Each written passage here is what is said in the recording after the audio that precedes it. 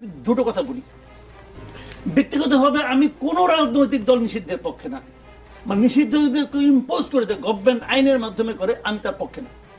আমি মনে করি একটা রাজনৈতিক দলকে যদি আপনি অপছন্দ করেন, তাকে যদি নিষিদ্ধ করতে হয়, তাকে নিষিদ্ধ করার একমাত্র জনগণের আছে। জনগণ কিভাবে করবে? জনগণ সে রাজনৈতিক দলটাকে প্রত্যাখ্যান করবে, ভোট দিবে না, সে মুসলিম লীগ হয়ে যাবে। এটা একমাত্র জনগণ করতে পারে, আপনাকে সেই এখতিয়ার দেওয়াই হয় নাই। যখন আপনি সেই কথাটা বলেন যে আমরা একে নিষিদ্ধ করবো, তার মানে কি ওরা মাথার মধ্যে আছে যে আওয়ামী লীগকে আমি নিষিদ্ধ আমি করে দেবো?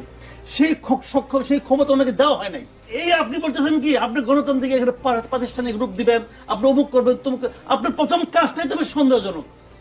কাজেই সেই কাজ যদি আপনার মাথার মধ্যে থাকে আওয়ামী লীগ সম্পর্কে, তাহলে সেটাও আপনারা ভুল করবেন। আমরা মূলত হচ্ছে বিপ্লব করছি আর কি। আমাদের এখনো মনে হয় যে এখানে বসে কথা না বলে রাস্তায় গিয়ে স্লোগান দিই। এখনো মানে হচ্ছে খুব খারাপ লাগছে যে হচ্ছে আমার ভাইয়েরা মাইর খাচ্ছে, আমি এখানে দাঁড়িয়ে আছি এই যে এসি রুমে। তো আমাদের হচ্ছে এসি রুম বা হচ্ছে ফ্যানের বাতাস ভালো লাগে না, আমার ঘাম ঝরাতে ভালো লাগে।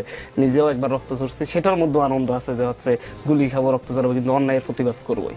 তা আমাদের কাছে আসলে সুশীলতা বিষয়টা নেই, আমরা সুশীল হতে পারি না। আমি একটা কথা সারা জীবন থাকবে না, শান্তি প্রতিষ্ঠাও তো করতে হবে। শান্তি প্রতিষ্ঠার জন্য বিপ্লব দরকার। বাংলাদেশে যে বিপ্লবটা হয়েছে পূর্ণাঙ্গ বিপ্লব হয়নি, যার কারণে শান্তিও আসেনি। শান্তি প্রতিষ্ঠা করতে হলে আগে রক্ত ঝরবে, তারপর শান্তি আসবে। রক্ত ঝরার আগে শান্তি আসে না, এটাই হচ্ছে বাস্তবতা, এটাই বলে হচ্ছে আপনার রাষ্ট্রবিজ্ঞান।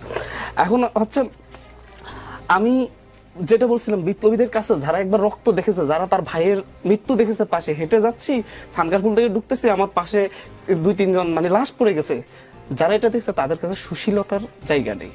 মাসুদ কামাল ভাইরা হচ্ছে সাংবাদিকতা করেন, ওনারা হচ্ছে সবসময় রাজনীতি বিশ্লেষণ করেন, হয়তো রাজপথের রক্তটা হয়তো ওনারা দেখেন নাই, মানুষকে কিভাবে গুলি করা হতে পারে, মানে কত নির্মমতা থাকে এর পর্যায়ে। এখন যদি প্রধান উপদেষ্টা না সকল উপদেষ্টা একসাথে এসেও যদি বলে আওয়ামী লীগ আগামী নির্বাচন করবে, আই উইল অপোজ দ্যাট।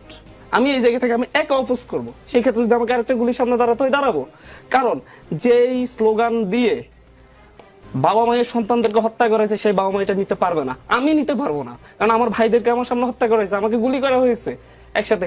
প্রতিদিন আমাকে জোরপূর্বক গেস্ট রুমে বসিয়ে জয় বাংলা জয় বঙ্গবন্ধু স্লোগান দিতে রাতে 3টা পর্যন্ত বাধ্য করেছে। It's fascism. হিটলার মুসোলিনির দল যদি নিষিদ্ধ হয়ে থাকে, বাংলাদেশে আওয়ামী লীগ কেন নিষিদ্ধ হবে না? এই সুশীলতা কোথা থেকে আসে? আন্তর্জাতিক বিশ্বে, গণতান্ত্রিক বিশ্বে দেখেন, জার্মানিতে আছে ফ্যাসিস্ট দল, সে কি নিষিদ্ধ হয়নি? আইন করে নিষিদ্ধ, বিচারের মাধ্যমে নিষিদ্ধ হবে। বিচার হওয়ার আগ পর্যন্ত দল হিসেবে এটা তো ব্যক্তি অপরাধ করে নাই। আওয়ামী লীগ দলীয় ভাবে অবস্থান নিয়েছে ছাত্র জনতাকে প্রতিরোধ করার জন্য। আওয়ামী লীগের অফিস থেকে ঘোষণা দিয়েছে 4 তারিখে থাকবে, প্রত্যেকটা অস্ত্র নিয়ে নেমে গিয়েছে।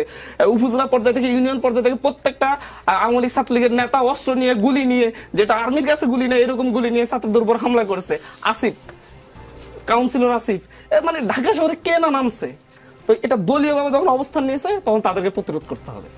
স্টেট কাট আওয়ামী লীগ নিজে এত অপরাধ করেছে, তারা ভয় পেয়েছিল যে তারা যদি ক্ষমতা থেকে যায় 5 লাখ 10 লাখ তাদের নেতাগুলো হত্যা করা হবে। জনগণ কন্ট্রোল করেছে, নট মব জাস্টিস করেছে। জনগণ মানে যাকে ইচ্ছা তাকে মারা নাই। কেন জাতীয় পার্টির অফিসে বাসায় আগুন দেয়া যায়, অফিসে আগুন দেয়া এক কথা না।